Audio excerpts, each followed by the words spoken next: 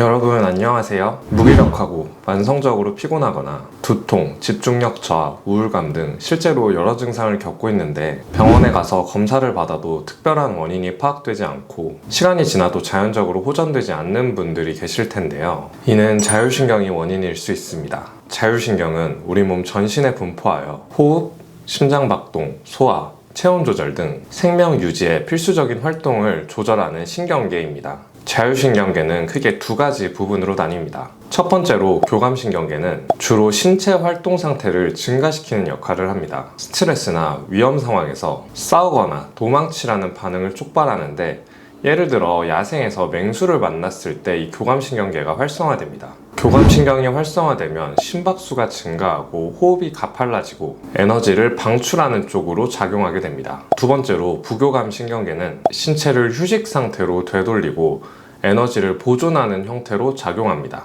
따라서 교감신경계와는 반대로 심박수를 감소시키고 호흡 속도를 늦추며 신체의 회복 및 재생 작업을 하도록 합니다. 얼핏 이렇게 보면 부교감신경계가 더 좋아 보이지만 그렇지는 않습니다. 이 둘은 적당한 균형을 이루는 게 좋은데, 교감신경계와 부교감신경계의 비율이 1대1에서 1.5대1 정도가 가장 좋습니다. 어떠한 원인으로 인해 한쪽 신경계가 과하게 항진되거나 부족하면 불균형이 발생하면서 몸에 이상이 생기는데, 이를 바로 자율신경 실조증이라고 합니다. 즉, 위에서 언급한 두통, 우울감 등의 다양한 증상이 자율신경계의 원인에서 비롯됐을 경우에는 이 자율신경의 불균형을 치료해 주어야 증상이 호전될 수 있는 것이죠.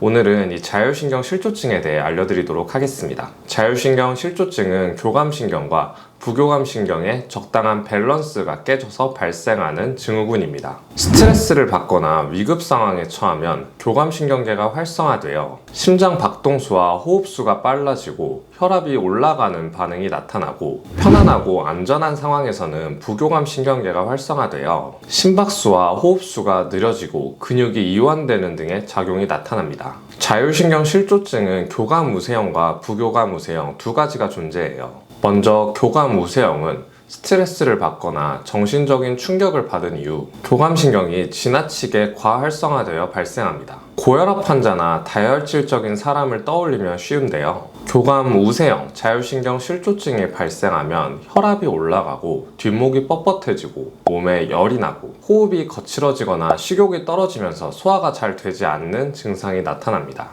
현대인들은 만성적인 스트레스 상황에 놓인 경우가 많기 때문에 이 교감우세형 자율신경 실조증인 경우가 굉장히 많습니다. 이 영상을 보시는 분들도 스트레스를 받는 분들이 많이 계실 텐데, 이렇게 만성적인 스트레스에 노출됐을 때 나타나는 증상이 각자 다양할 거예요. 그런 것들도 교감우세형 자율신경 실조증에 해당될 수 있습니다. 반면 부교감우세형 자율신경 실조증은 심박수와 호흡수가 느려지면서 기립성 저혈압, 무기력, 우울증, 어지럼증, 과민성 대장증후군 등이 나타납니다. 간혹 주사를 맞거나 침 치료 후에 어지럼증을 느끼시고 심하면 실신을 하시는 분들이 계시는데요. 이를 미주신경성 실신이라고 합니다. 이 미주신경성 실신이 부교감우세형 자율신경 실조증의 대표적인 증상인데요. 이게 어떤 기전으로 일어나는 거냐면, 주사나 침 치료는 몸에 그렇게 큰 자극으로 인식되지 않아요. 그런데 특정 체질인 분들, 아니면 몸 상태가 많이 안 좋으신 분들이나 기저질환이 있으신 분들은 이런 주사나 침 치료를 큰 스트레스 자극으로 인식해 이런 스트레스를 억제하려는 미주신경이라는 부교감신경이 활성화되게 됩니다. 미주신경이 극도로 흥분하게 되면 혈관이 지나치게 확장되고 호흡도 너무 느려지고, 그러면서 뇌혈류량의 감소가 나타나면서 일시적으로 의식을 잃게 될 수 있는 것입니다. 이처럼 자율신경 실조증의 증상은 매우 다양합니다. 심장이 두근거리거나 가슴이 답답하고 호흡이 곤란한 심혈관 증상, 식욕이 떨어지거나 메스껍고 구토가 생기고 변비나 설사를 하게 되는 소화기 증상, 두통, 어지럼증, 실신 등의 신경계 증상, 피로, 탈모, 다한증, 저혈당 등 기타 증상까지 발생할 수 있습니다. 이런 증상들은 보통 한 가지만 생기는 경우는 매우 드물고, 세 가지에서 네 가지가 복합적으로 나타나는 경우가 굉장히 많습니다. 자율신경 실조증의 원인은 사실 정확하게 밝혀지진 않았어요. 하지만 다음과 같은 요인들이 복합적으로 작용하는 것으로 알려져 있습니다. 가장 큰 제1원인은 스트레스입니다. 사실 누구나 스트레스를 받잖아요. 단기적인 스트레스는 어떤 측면에선 우리 몸에 도움이 되기도 합니다. 주기적으로 몸을 각성시켜주는 효과가 있거든요. 하지만 이게 너무 지나치게 돼서 만성적인 스트레스로 이어지면 자율신경 실조증이 나타나는 건데요. 스트레스를 받으면 분비되는 호르몬인 코티솔은 교감신경계를 활성화시켜 심장이 빨리 뛰게 하고 혈압도 높이게 되고, 이는 심장질환을 유발하거나 혈압 조절에 트러블을 일으킬 수 있습니다. 특히 고혈압 환자분들은 스트레스 조절을 매우 조심하셔야 합니다. 두 번째로는 유전적 요인이 있는데, 실제로 유전적 요인이 자율신경 실조증에 영향을 미칠 수 있다는 연구 결과가 있습니다. 이를 따로 가족성 자율신경 실조증이라고 부르는데, 이 질환은 사실 유대인에게서 좀 많이 관찰이 되고 ELP1이라는 유전자의 변이에 의해 발생하는 것으로 알려져 있습니다.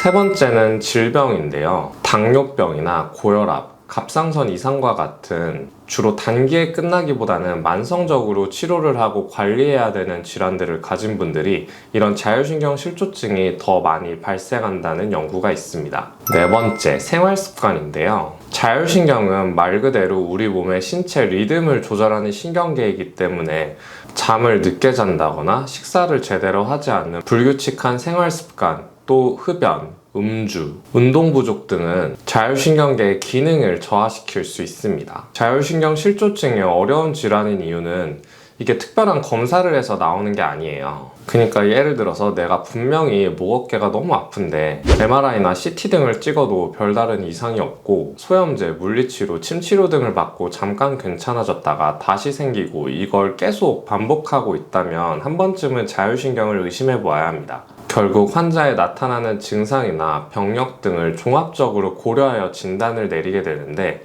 이때 시행할 수 있는 검사로는 주로 뇌파 검사나 심박 변이도 검사 등이 있습니다. 이러한 자율신경 실조증은 어떻게 치료해야 할까요? 국소적인 치료와 전신적인 치료로 구분해서 치료를 할 수 있습니다. 일단 국소적인 치료는 자율신경이 실제로 지나가는 근육이나 주위 연부 조직에 침치료, 약침치료, 도침치료 혹은 그러한 분절이 틀어져 있다면 척추의 교정치료를 시행할 수 있습니다. 또 전신적인 치료 방법으로는 체질한약을 쓰거나 체질에 맞는 식단을 활용하는 것인데요. 이에 대해서는 추후 다른 영상에서 다루도록 하고, 오늘은 이렇게 병원에서 제가 하는 치료법보다는 집에서도 혼자 시행할 수 있는 치료 방법에 대해 알려드리도록 할게요.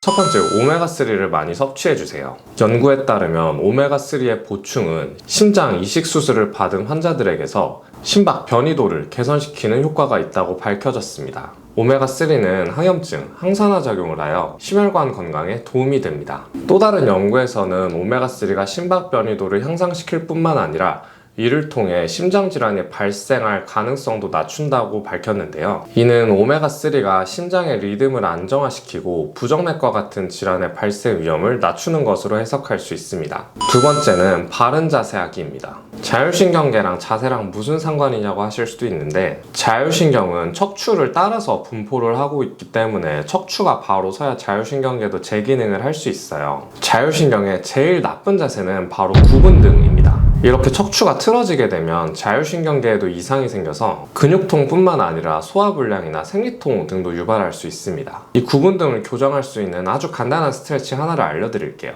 고개를 뒤로 젖혀서 천장을 바라보고 팔을 쭉 올렸다가 W자로 내려줍니다. 이때 주의하셔야 될 점은 목을 젖히거나 팔을 들 때 이렇게 승모근이 과하게 올라가면 안 돼요. 어깨에 힘을 최대한 빼고 목을 뒤로 팔을 올렸다가 천천히 당기면서 이 목과 등 부위에 자극이 온다고 생각하시면 됩니다. 운동을 하시는 분들은 랩풀다운을 봉 없이 시행한다고 생각하시면 되세요. 이 자세를 한 번에 5회씩 하루 3회만 반복하셔도 거북목 증상이 많이 개선될 수 있습니다.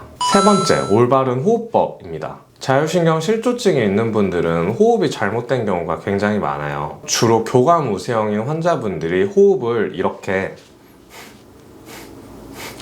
가슴을 이용한 흉식 호흡을 많이 하시는데요. 이렇게 흉식 호흡을 하게 되면 몸 안에서 충분하게 산소 교환이 일어날 수 없고 대흉근, 상부승모근, 흉쇄유돌근과 같은 목 어깨 근육을 과도하게 쓰면서 이쪽 부위의 긴장도가 높아지고 목 어깨가 만성적으로 뭉치게 되는 결과를 초래할 수 있습니다. 따라서 자율신경 실조증이 있으신 분들은 복식호흡을 해야 하는데요. 다들 복식호흡 많이는 들어봤지만 어떻게 하는지는 조금 어려우실 거예요.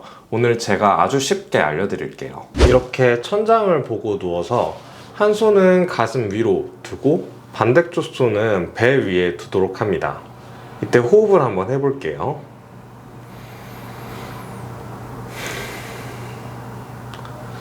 호흡을 하실 때 제 손이 살짝 위로 갔다 내려오는 게 느껴지시죠? 복식 호흡은 이렇게 배가 빵빵해지도록 호흡을 하면 됩니다. 다시 한번 해볼게요.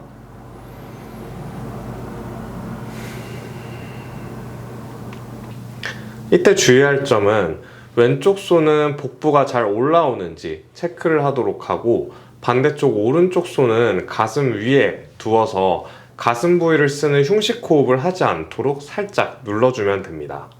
이렇게 복식 호흡을 하게 되면 전반적으로 긴장되었던 근육도 이완되면서 몸이 가벼워지고 항진되었던 교감신경이 가라앉으면서 전반적인 자율신경 실조증의 증상이 많이 개선될 수 있습니다. 오늘은 이렇게 자율신경 실조증과 자가치료 방법에 대해 알아보았는데요. 앞으로도 여러분의 건강에 도움이 되는 영상을 많이 업로드할 예정이니 영상이 도움이 되셨다면 좋아요, 구독 버튼 꼭 부탁드립니다. 지금까지 영상을 시청해주셔서 대단히 감사합니다.